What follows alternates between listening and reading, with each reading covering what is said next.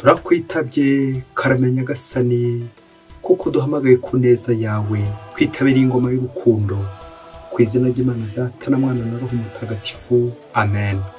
Amahoro bana b'Imana nimuhumure, Imana iradukunda ije kutugira neza kuri wa kabiri w'icyumweru cya 25 by'umweru bisanzwe tariki 23 Nzeri 2025 ubwo duhimbaza Mutagatifu Padre Pio. Dore amasomo ajya gutwegereza Imana. Isomo ryamenye mu gitabo cya Ezira umutwe wa 6 umurongo wa 7 kugeza ku wa 8, umurongo wa 12 no 14 kugeza ku wa 20. Muri iyo minsi Darius umwami wa Perisi yandikiye abategetsi b'ibihugu by'iburengerazuba bwa Efurati ari nako karere Yerusalemu yari irimo ati nimureke umutegetsi w'abayahudi n'abatware babo bakomeza imirimo yabo maze ingoro y'Imana yubakwe aho yahoze na mbere. Dore kandi amategeko ntanze yerekeye uko muzafasha abakuru b'abayahudi kugira ngo ingoro y'Imana yubakwe. Muzafate ku mutungo w'umwami ukomoka ku misoro y'ibihugu by'iburengerazuba bwa Efurati kugira ngo abo bantu bazajye bishyura vuba ibyo batanze kandi nta kiburaho. Njyewe Darius nshyizeho iri tegeko kandi rizubahirizwe uko ritanzwe. Abatware b'abayahudi bakomeza kubaka kandi bigenda neza batewe inkunga n'abahanuzi Hagayi na Zakariya mwene Ido, nuko ingoro barayuzuza bakurikije itegeko ry'Imana y'Isiraheli n'irya Sirusi n'irya Darius abami b'Abaperesi. Bujuje ingoro ku munsi wa 6 w'ukwezi kwa Adari mu mwaka wa 6 w'ingoma y'umwami Darius. Maze Abayisiraheli, abahereza bitambo, Abalevi n'abatahutse mu jyanwa bunyago bakorana ibyishimo umunsi mukuru gutaha ingoro y'Imana. Kubera ibyo birori byo gutaha ingoro y'Imana batuye ibimasa 100 za rugeyo 200, intama 400. Byongeye kandi kugira ngo bahongerere icyaha cya Isiraheli yose batura n'amasekurume 12 bakurikije umubare w'imiryango ya Isiraheli. Bashyira abahereza bitambo bakurikije amazu bakomokamo n'Abalevi bakurikije imitwe yabo ngo bajye basimburana mu gukorera Imana i Yerusalemu nk'uko byanditswe mu gitabo cya Musa. Ku munsi wa 14 w'ukwezi kwa mbere abari bajyanywe bunyago bahimbaza umunsi mukuru wa Pasika. Koko rero Abalevi bari bisukuye bose ari abasukure, nuko bica intama za Pasika babigirira abari bajyanywe bunyago bose, abavandimwe babo n'abahereza bitambo kandi nabo ubwabo. Iryo ni ijambo ry'Imana. Zaburi ni 122. Nimuze tujye mu ngoro y'Imana twishimye. Mbega ibyishimo nageze igihe bambwiye bati ngwino tujye mu ngoro y'Uhoraho, none urugendo rwacu rutugejeje ku marembo ya Yerusalemu. Yerusalemu uri umurwa wubatse neza, umujyi ucinyiye cyane. Aho niho imiryango ya Isiraheli, imiryango y'Uhoraho iza mu mutambagiro. Aho niho Isiraheli iza gusingiriza Uhoraho uko yabitegetswe. Niho hari intebe y'ukomoka kuri Dawudi, intebe yicaraho igihe aca imanza. Nimuze tujye mu ngoro y'Imana twishimye. Nyagasani Yezu nabane namwe. Amagambo mu Ivanjili ntagatifu uko yanditswe na Luka umutwe wa 8 umurongo 19 kugeza ku 21. Muri icyo gihe nyina wa Yezu n'abavandimwe be baza bamusanga, ariko babura uko bamugeraho kubera abantu benshi bari bamukikije. Babimenyesha Yezu bati nyoko n'abavandimwe bawe bari hanze barifuza ko mubonana. Arabasubiza ati mama n'abavandimwe banjye nabumva ijambo ry'Imana bakarikurikiza. Iyo ni Ivanjili ntagatifu. Nyagasani tuje imbere yawe twebwe abanyabyaha n'abanyantege nke kugira ngo usukure imitima yacu maze tukwegere dufite imitima isukuye. Nyagasani randura mu mitima yacu inzangano zahibasiye, randura mu mitima yacu ibisitaza byose birimo bya bindi bitubuza kwegera abavandimwe bacu, bityo dukire maze dushobore gukiza n'abandi. Nyagasani utwirukane mu kibi cyose cya kindi gituma koko tudashobora kwegera uko bikwiye, bityo dushobore kurwana intambara ya roho twishingikirije imbaraga zawe n'ubuvunyi bwawe, ubaho gategeka iteka ryose amen. Bayoboke b'Imana nimugira amahoro. Nyagasani araguhamagaye nanjye arampamagaye kugira ngo tugere neza ku mpuhwe ze. Ubwo nyuma yo kumva isomo ryo mu gitabo cya Ezira aho batubwira ingoro y'Imana uburyo yaje kubakwa kandi kuzura, uyu munsi turumva bayitashye ingoro y'Imana. Na Zaburi no munsi nayo yatubwiye ibyishimo tugomba kugira tujya mu ngoro y'Imana. Ingoro y'Imana niho twishimira.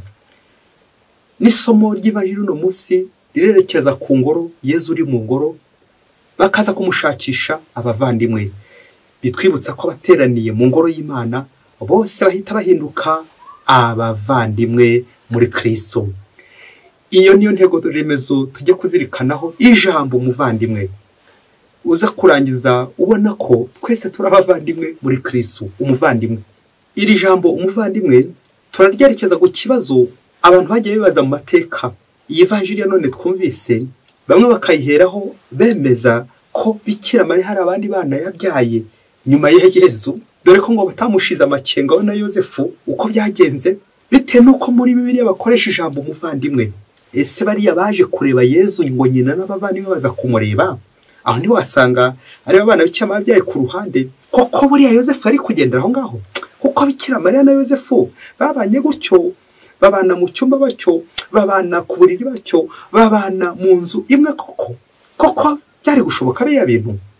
Nuko bamwe bagaheraho, bamwe batukwemera, abandi babahakanye kubera ko kajambo umuvandimwe, ngo nyoko n'abavandimwe bagira bate baza kumureba. Abo bavandimwe ba Yezu ni bande? Aho nawe niho tayi kwemera kubera gutizera Bikira Mariya na Yosefu nyuma uko byagenze. Ese koko hari abandi bana Bikira Mariya yabyaye nyuma ya Yezu? Ukurikire ibisobanuro 7 tujye kuguha by'umuvandimwe, uraza guhita wibona mu gisubizo nawe, bitewe naho kwemera kwawe kwari kugeze kurindimuka, ngo bitewe n'abavandimwe ba Yezu. Ubu koko Yosefu yaviriye mwaho? Ubu koko Bikira Mariya yakomeje nyine kubisugi nkuko bagenda babidupakiramo, Kiliziya n'ibidupakiramo? Koko ni Kiliziya igupakiramo? Birasaba ko nawe wongera ukwemera kwawe. Igisobanuro cya mbere cy'umuvandimwe muri Bibiliya ndetse n'ahandi, umuvandimwe bivuga umuntu muvukana kuri papa no kuri mama. Mbese twatanga n'urugero, bene Zebedeyi ninde nande? Ni Yohani ndetse na Yakobo, baravukana. Abo ngabo bahuje ababyeyi bombi muri Bibiliya. Igisobanuro cya kabiri cy'umuvandimwe ni umuntu muhuje umubyeyi umwe, demi frère. Uwo twamwerekeza muri Bibiliya ku bahungu ba Aburahamu, Isimayeli uvuka kuri Hagara, ndetse na Izaki uvuka ku mugore w'isezerano ari we Sara. Abo ngabo nabo ni abavandimwe. Nawe aho ngaho hagati ugenda ureba umuntu muvukana mu nda imwe cyangwa muhuje umubyeyi umwe. Igisobanuro cya gatatu cy'umuvandimwe no muhuje umuryango wo mu miryango yanyu, même famille. Ari naho cyane cyane tuza gushingira igisobanuro cyo muri Bibiliya cy'ijambo umuvandimwe, aho mu Kigereki rivuga ngo adelphos. Adelphos rero ntabwo nyirizina bivuga ubwoko bw'abavandimwe babiri twabonye haruguru, wo muvukana mu nda kuri mama no kuri papa, cyangwa kuri papa gusa cyangwa kuri mama gusa, ahubwo no mu miryango. Adelphos bikavuga ngo cousin, ni mubyara wawe. Rero bariya bose batubwira baje kureba Yezu n'ababyara ba Yezu, adelphos, des cousins et des cousines, ababyara ba Yezu.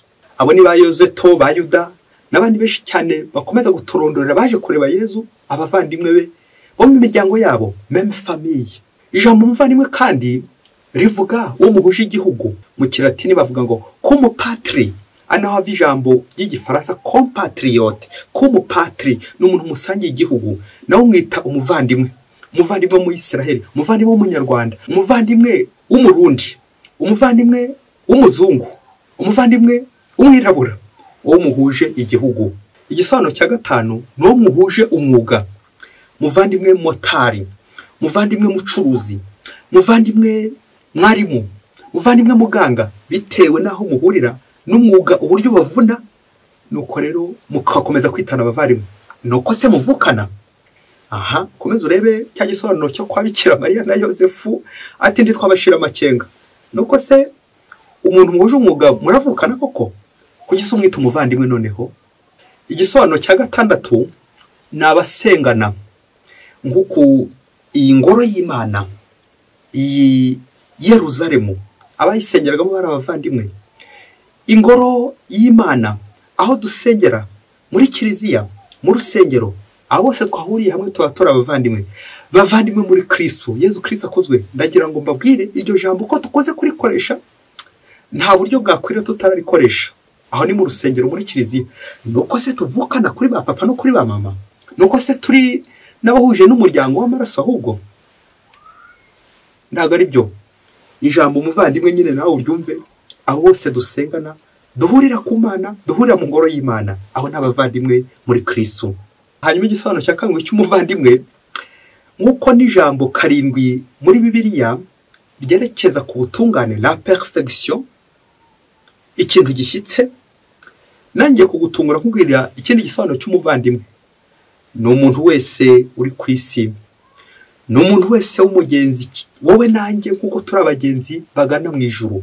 Uwo nawe ni umuvandimwe. Umuntu wese wa mubyeyi we. Ndabizi ushobora kudahita ubyemera, ariko aya masano yose twabonye ahiniye mu masano abiri y'abavandimwe, byerekeza mbere na mbere ku isano y'amaraso. Abo tuvukana nyine ku isano y'amaraso mu miryango n'ahandi hose, ariko bikerekeza nanone igisobanuro cya kabiri cy'umuvandimwe ku isano y'isumbi y'amaraso, isano y'ukwemera. Wa muntu nyine twahuriye hano ku isi, umuntu uremwe mu ishusho y'Imana, uwo nawe dusangiye isano y'ukwemera, kuko twese turi abana b'Imana. Amen, amen, amen. Ngisano isumbi y'amaraso ko twese turi abana b'Imana. Niyo mpamvu rero twitwa abavandimwe ba Kristo, abavandimwe kuko turi abantu. Rero ntugashake gusa kubona umuvandimwe wo muhuje umuryango, wo muhuje ababyeyi, wo muhuje umwuga nanone, wo muhuje igihugu, wo musengana mu idini. Aho ngaho haracyari mu ironda dini, ironda koko, ironda karere. Nabyo nubwo tutabivuze ironda koko, ironda dini, amoko, ugasanga rero witwa umuvandimwe. Ahubwo byose birenza amoko, kuko nyine ni ikiremwa muntu. Umuntu wese ni umuvandimwe. Ndabizi hari igihe utahita ubyemera, ariko uzabyemera uko abibonye ko umuntu ari umuvandimwe, kuko aremwe hehe mu ishusho y'Imana. Rero ushatse no kubireba, abavandimwe bose tumaze kureba batandatu, bishatse kuvuga ikintu gituzuye, bahujwe n'icyo cya karindwi. Icyo bahuriye no ko ari abantu. Mubyeyi urabyumva neza? Icyo bari abantu bose bahuriyeho tumaze kurondora, bari baje gushaka Yezu, n'abandi bahuriye ko ari abantu. Ariko Yezu akongeraho ikindi ati, umuvandimwe wanjye, mama wanjye, mushiki wanjye, mwene wacu, ni ukora icyo Imana ishaka, ni ushyira ijambo ry'Imana mu bikorwa. Uwo niwe bita umuvandimwe. Biraterwa rero naho muhurira, mwaba musengana, mwaba mugira mute, niba mudashyira ijambo ry'Imana mu bikorwa. Aho ngaho rero ntabwo ari umuvandimwe wa Kristo. Icyo duhuriyeho twese ni uko turi abantu. Ngo umunsi umwe hirya kure cyane muri Afurika, ngo abagabo babiri ngo batumvikanaga, ngo ku buryo umwe aho yacaga undi yashobora guhita hacisha umuriro, bishatse kuvuga umuhoro, akaba yamutema. Ngo abagabo rero ngo bari bahuje umwuga wo kuba abahigi, ngo bakajya guhiga, ushaje kumwe ashobora no kurasa undi bitewe n'ubugome buri wese yumvaga yagira mugenzi we, cyangwa ni nabi yumva yagira mugenzi we. Bakomeza bahigana, nyine urumva ko n'abahigi bahigana. Nuko igihe kimwe kiza kugera, byarindi yuko nyine umwanzi ashobora kuguhiga, ariko ejo n'ejo ubundi nawe hakagira undi umugufashaho. Ngo bari mu ishyamba bari guhiga, umwe ari ukwe undi ari ukwe. Umugabo umwe muri abo bahigi ngo aza kugira ibyago, byarindi yuko nyine cyo batararabushyitsi, ngo mu guhiga ngo aza gucakira n'ibyisi mu ishyamba. Barwana n'ibyisi. Nuko bishoboke ko yarageze n'igihe adashobora kongera gutabaza ngo hagire umutabara, ngo ni mugenzi we gusa wari usigaye mu ishyamba wenyine. Nuko wa mugenzi we bishoboke ko yumvise ko hari igitagenda cyangwa hari ikigenda bitewe n'uko umwanzi we amaze kugotwa ari kuribwa. Aragenda arahegera, abona umwanzi we bari kumurwanya, impyisi iri kubana n'umwanzi we. Nuko hagati aho tekereza ukuntu mugenzi we atekereje. Bishoboke ko atekereje ati, aha noneho arapfuye ngiye nabona amahoro. Bishoboke ko uko yatekereje sinamenye. Urumva we yati utekereza iki? Bakomeza barwana. Ngo bigeze aho ngaho wa muntu ikintu cya mbere yakoze, nubwo twari tumutekerereje, yahise afata umuheto we aho banguranya, ahita arasa ya mpyisi. yampyisi ntuze kumbaza niba yarahise ipfa ukuntu yapfuye, ariko icyakurikiyeho ngo amaze kurasa yampyisi ngo ya nkomere wa muntu nyine wari uri kurwana na yampyisi bakirana na yampyisi barwana ngo aza kuyimukuraho ayimwamururaho. Nuko bari gutaha urumva amaraso ni yose yabaye inkomere ariko aracyari muzima. Nuko neza neza abura aho yakwirwa, abura icyo yavuga, ngo yishakamo akanyabugabo ngo baza mugenzi we nyine wamaze kumwamuraho iyo mpyisi, baramubaza ati none se ko twari abanzi, ko naguhemukiye, mbabarira umbwire impamvu ubashije kungiza, unkijije iyi mpyisi yari imfashe ko nari mfuye, mbwira impamvu koko bikoze kandi koko narakugomeye. Ngo nuko mugenzi we ngo muha ibisobanuro bitatu nawe ngiye kuguha, uze kongera kureba nawe niba utatsinzwe. Wowe uramutse uhuye n'umwanzi wawe ari kurwana n'impyisi, wakiza nde? Wakiza umwanzi wawe cyangwa wakiza impyisi? Kurikira igisubizo uyu muvandimwe yatanze ajya mugenzi we nubwo bose yakomeretse. Ati icyambere, impyisi ni inyamaswa, nawe ukaba umuntu utekereza, umuntu ushobora kubana n'undi, umuntu ushobora kukugira neza, umuntu mushobora kubana. Ntabwo wabana n'impyisi ngo kije kubera ko dushobora kubana, impyisi yo ntitwabana. Icya kabiri gitumye ngukiza nuko impyisi si mwene wacu, ntabwo ari uwo twashobora gusekana, dushobora gusekana nayo ejo n'ejo bundi kansekura. Icya gatatu gitumye nkurokora nuko iyo nkibeshya ngakiza iriya mpyisi yari kurangiza gukurya igahita nanjye indya, nuko nanjye ngahita mbihomberamo, ngahita mpfa ngo ubu bw'impyisi impyisi. Rero impamvu nkurokoye nyamukuru nuko nizeraga ko umva tuzongera tugahura, nubwo twashwana tukarwana turi abantu, amaherezo tuzongera tugahura. Nuko abagabo uko batahaga bagiye mu rugo, bagiye gusereba, bagiye gukora umunsi mukuru kumwe akize undi amukijije, bakomeza kwishima basabana imbabazi, basabana bibi ibyishimo bikomeye, bakora umunsi mukuru n'imiryango yabo barishima. Ibyishimo byose muri ya miryango sinjye wahera, hahera warupyisi. Bayoboke b'Imana, Yesu Kristo akuzwe. Nguwo bita umuntu ntukamurebe mu ndorerwamo gusa y'umugome ya wa wundi waguhemukiye, ahubwo umuntu ni n'imbabazi n'impuhwe z'Imana, ni wa wundi ushobora kuza kugutabara. Nguwo umuvandimwe wawe ni wa wundi uza akagutabara, agakugirira impuhwe, akakura mu menyo yaba rubamba, yaba rupyisi, menyo y'intare, nuko agakurokora, akakugirira neza. Uwo ni umuvandimwe wawe, uwo niyo bita rero umuntu. Ngiki gisobanuro cy'umuntu. Wowe nanjye twarimo dushakira Bikira Mariya ibyaha, twongere tuzirikane ko Bikira Mariya ni isugi mbere yuko asama umwana w'Imana Yesu Kristo, ari kubyara umwana w'Imana Yesu Kristo, na nyuma yuko amubyaye yakomeje kuba isugi. Rero we nanjye twakomeza twungikanya ibyaha by'ubuhakanyi n'ukwemera guke, tuzirikane ko Bikira Mariya ari umuziranenge, ngiyo perfection. Ngo wa muntu uba ugomba kugera ku butungane ukamurokora. Nawe nanjye twongere tuzirikane ku rwango tugira abagenzi bacu, ishyari, urwango n'andi matiku menshi. Tuzirikane ko turi abantu, mugenzi wawe n'umuntu, nanjye ndi umuntu. Icyadufasha nuko twahura kandi tugahuza buri munsi. Ibidutandukanya inda nini, ibidutandukanya amafaranga, kwiba, guhangana, ishyari n'ubundi bugome bwose, wongere ujye uzirikana ati nyamara mugenzi wanjye ni umuntu, n'umuvandimwe wanjye, kuko twese turi abavandimwe muri Kristo. Reka soreje ku isengesho ryiza twatura Padre Pio washoboye kurwana, nanjye kuvuga akarwana n'impyisi. Dore ko Padre Pio ngo yari afite ibikomere bya Yezu byamufashaga kwiyoroshya, akama ubuzima rwana intambara ya roho cyane cyane. Anije interuro yavuze ati Imana ikunda roho irwana, kurwana buri munsi, kurwana ariko ugashyiza mugenzi wawe impyisi, kurwana ariko mugenzi wawe ukamugira neza, kurwana buri munsi, ukarwana n'umubiri guhemukira, ukarwana n'ikibi, ugambiriye ubutungane w'umubare karindwi kwavuze umuntu, kugira ngo urwane ku buzima bw'umuntu. Iri sengesho rya Mutagatifu Padre Pio tujye kumutura, atwigisha natwe kwicisha bugufi bivuye ku mutima, adufashe gusenga Imana twizeye kwizi byose, kandi ko izi byo dukena byose tutaranabisaba. Adufashe kugira indoro y'ukwemera iduha guhita tubona ishusho y'Imana mu bakene no mu bababaye, adukomeze mu gihe cy'ibishuko no kurwana n'umwanzi, bityo turonke imbaraga n'inyota byo kwiyunga n'Imana mu isakamento ry'imbabazi.